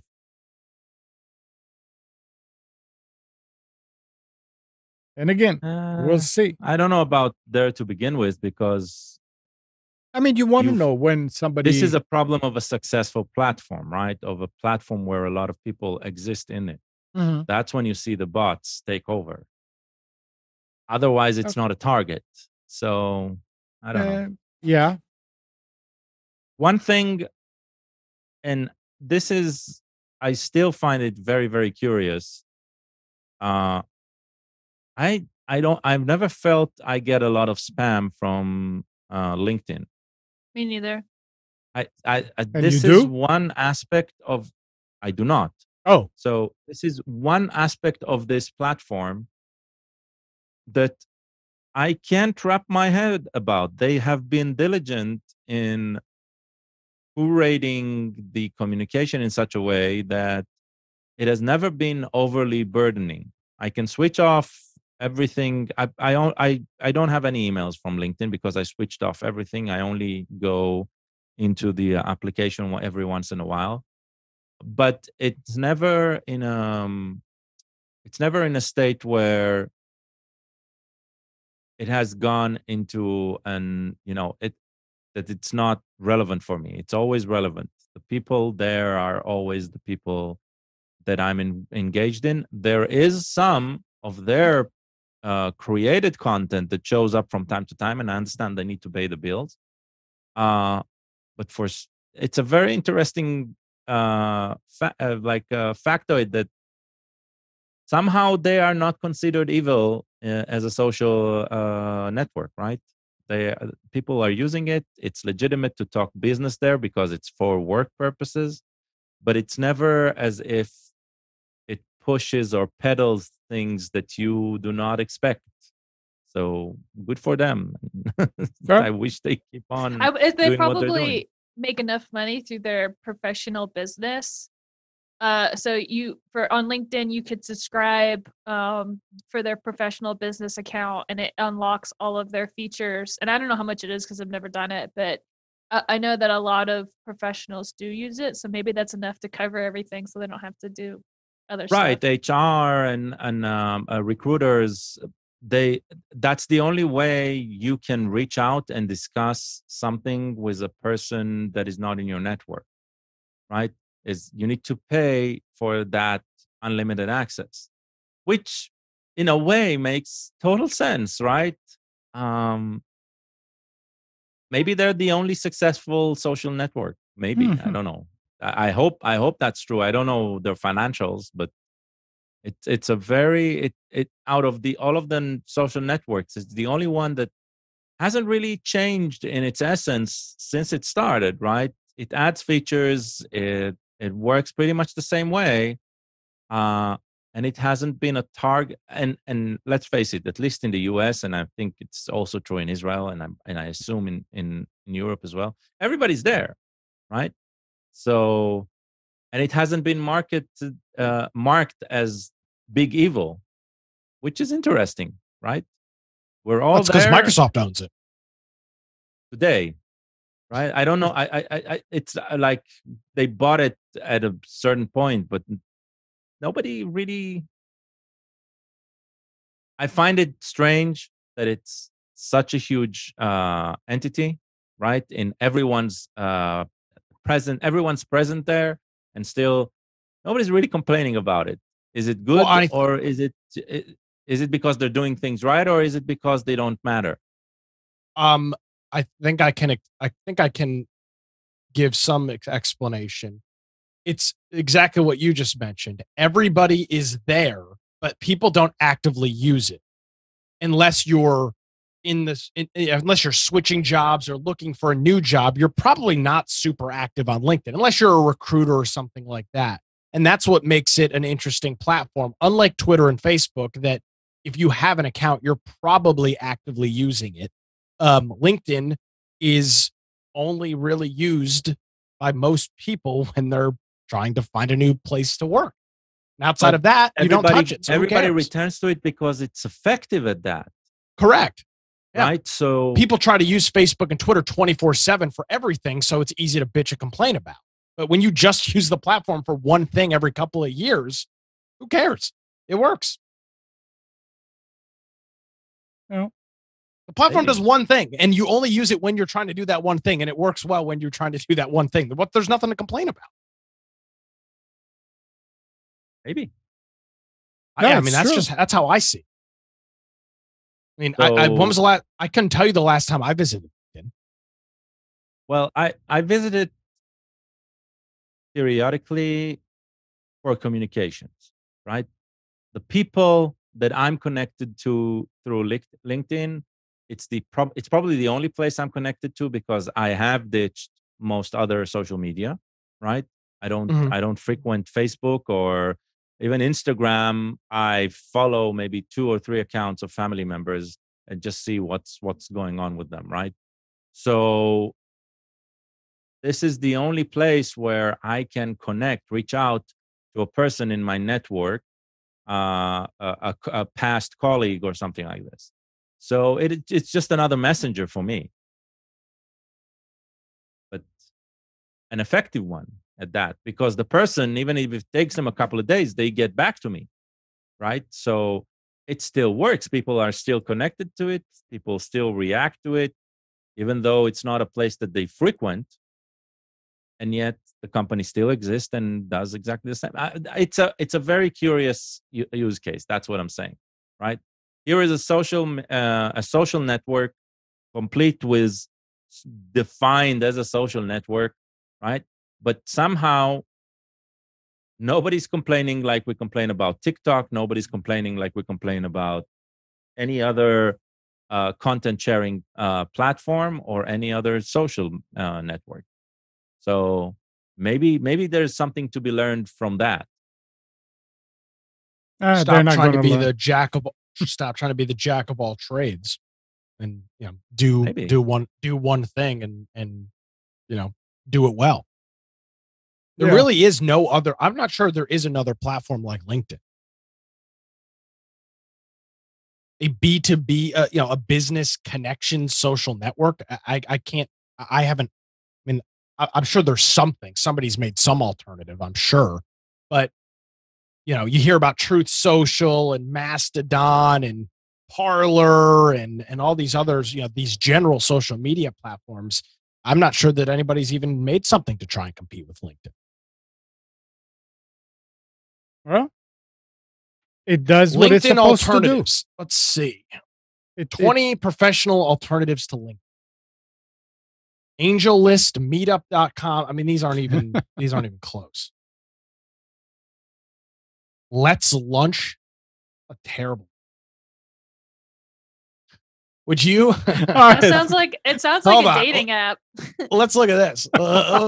You go to let'slunch.com and this is what you're met with. I mean, it's just not the most. They're just not. No, They're just not sending their best. I mean, I don't know who this guy is and I feel bad for him, but I mean, it's just, they're not sending their best. It's 100% a dating app for creepers. Build friendships, Katie. Anyway. Yeah, there really is nothing. All these alternatives, I've never heard of any of these. So,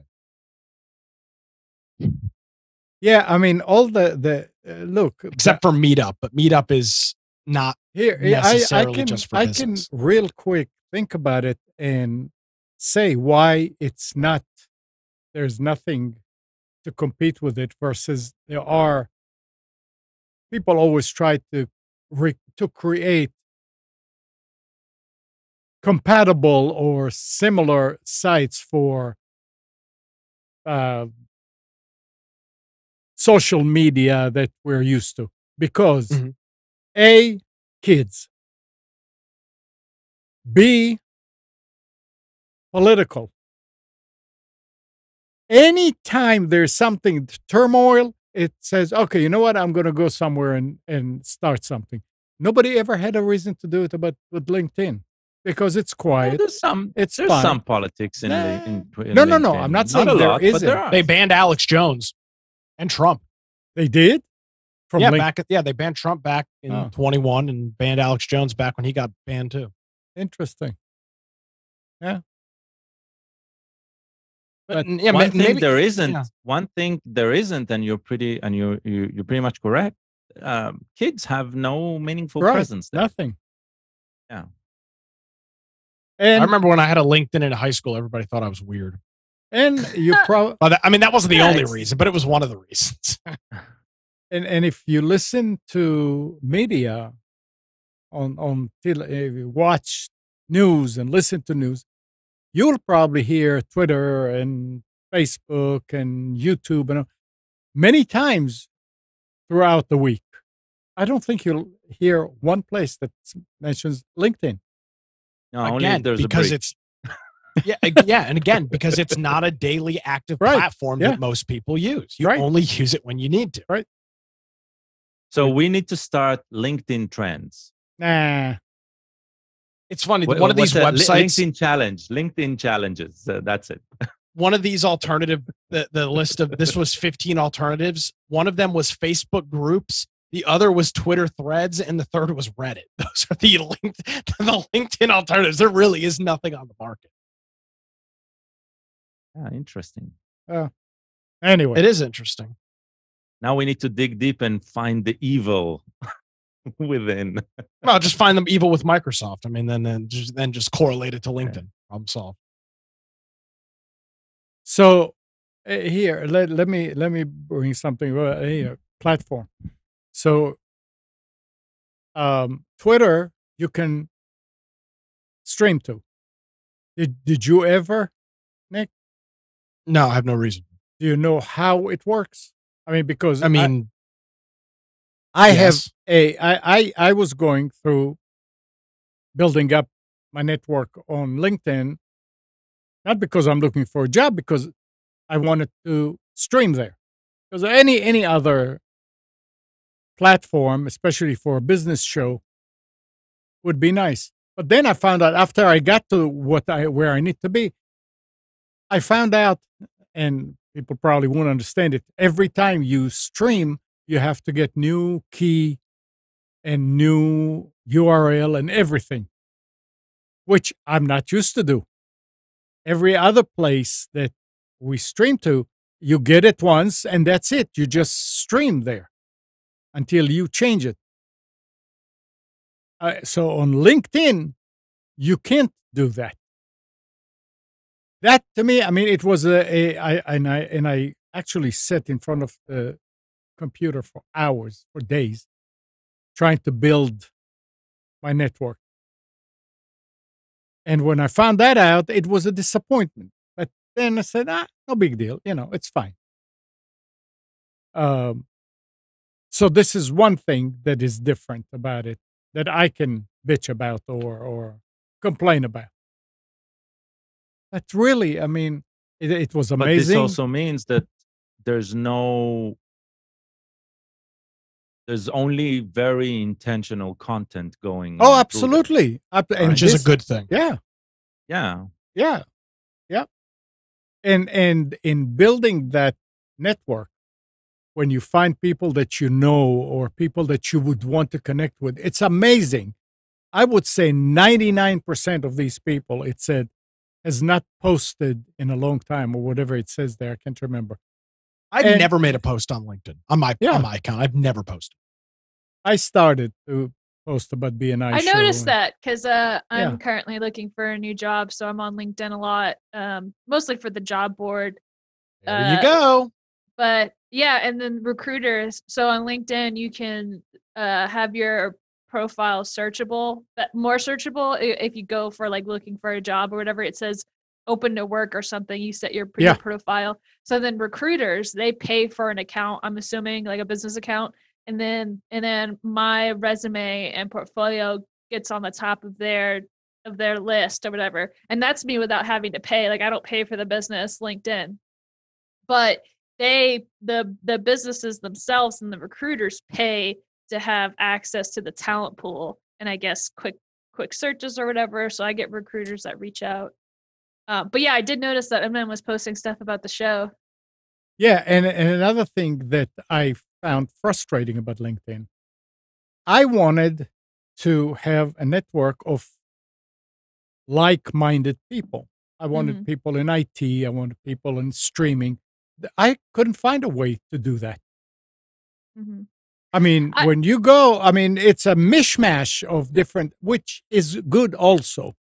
Yeah, it totally depends. So I'm like what Nick said. I only use LinkedIn when I really need it. I don't actually use it as a social media platform. Right. There are people that do, like some of my coworkers at my previous jobs, they use it as the social media platform, and they use it the way that it sounds like you want to use it, where they find other like-minded individuals that are within their field or whatever, and they connect with them. It's all about networking. So if you haven't used LinkedIn in a long time or you're just starting, I can imagine it being hard because it exponentially gets easier and better to use the more people you know. So it's like you have to start out like adding coworkers, like you can add me or whatever, and then you'll see my connections, and then my connections will see you, right? And they're like, oh, okay, well, Katie added Amnon, and he's in the tech field too. Oh, I'm in the tech field. Would I be interested in connecting with him? Yeah, maybe. And then that's when LinkedIn starts sending notifications to people about, hey, if you like this and you might like that, except it's people. Oh. So right, they have somehow. I think that's what's unique.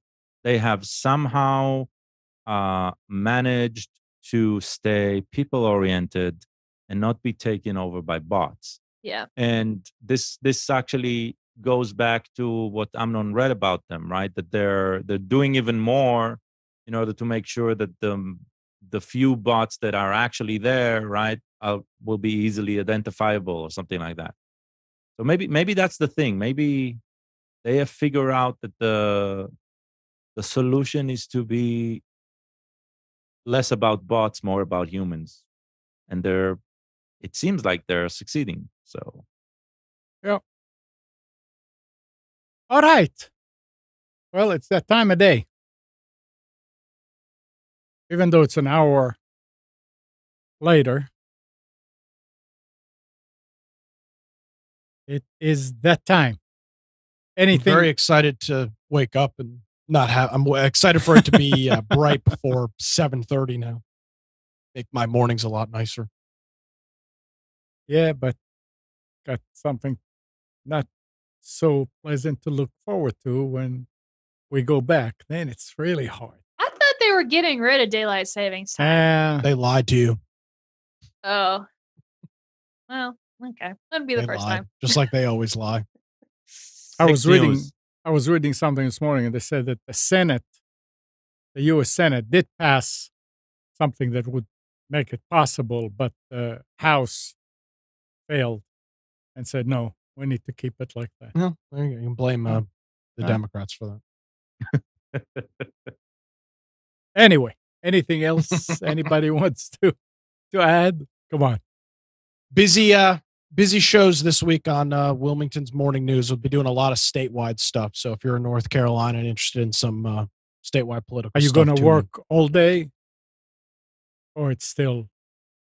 I mean, is there going to be like people? Are you going to be following it all day? Yeah, we're doing that'll be all local stuff though. But the show Tuesday and Wednesday will have a lot of good statewide stuff. So tune in Alright. for that. Okay. Katie? Yep. Anything you wanted to add? Nope, just the Polycam stuff that I found was really cool. Oh, actually, no, I just thought of something. So last weekend we were talking about the Pantone number thing. Yeah.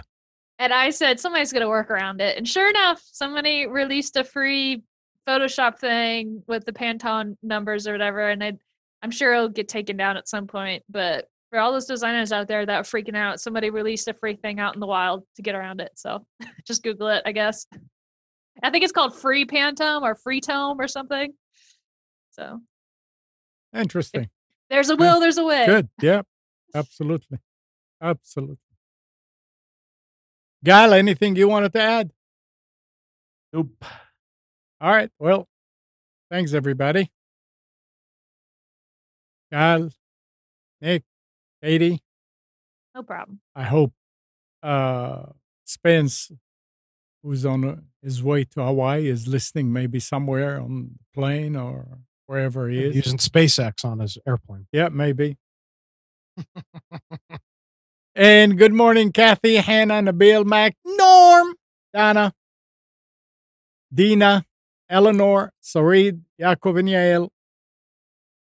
Thank you, everybody, for tuning to Computers 2K Now. We hope you enjoyed and maybe learned something from our time together. Remember to practice safe computing. Back up your hard drive and update your virus scanner.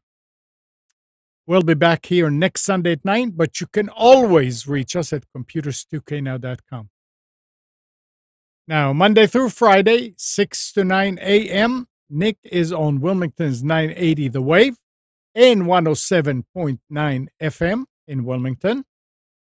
You can tell your Echo device to play 980 The Wave, or you can go to recordings at nickcraig.com and listen to all the past shows.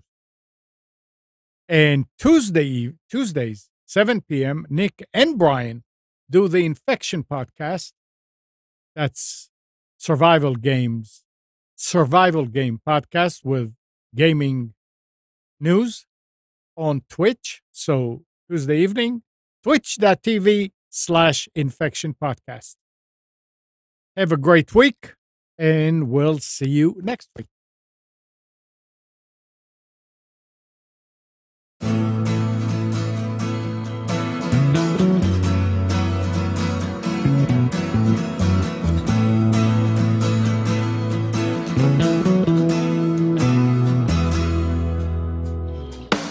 You are tuned to the Nissan Communications Network. If you tuned in too late, you can always watch each program in its entirety or download an MP3 audio file of it in the archives section at nissancommunications.com. Don't forget to subscribe to our YouTube channel, follow us on Twitter, and like us on Facebook. Sponsored by StreamingGear.com, Carolina Apparel, and DeltaForce.net.